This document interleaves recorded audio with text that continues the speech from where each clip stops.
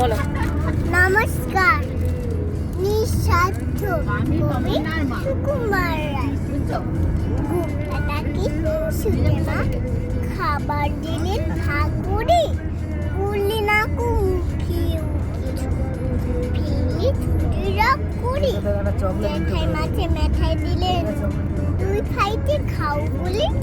জয়ষ্টি ছিল তাহার, চাকরি নিলেন ভাও বলে। আর যে নাকি ভাগ করে দেয়, তিনটি দিলেন গোপালকে, তবু কেবল হাগলা ছিলেন। আমার ভাগে তবু রাখি মুছে বলি, কাজিস কেন চুইরে নিহাত কনিষ্ঠ।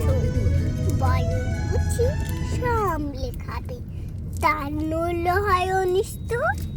তিনটি বছর তুফান মতে জায়গা এসেছে গুনতে, তাই মুঠ আমার 6খানি হয়। 3 বছরে 3টি পায়, তাও মানে না কি ভুল কাটি। 7 তো পরে 6খানি, শেষটা আমার মিঠাইগুলো খেতেই হলো সবখানি।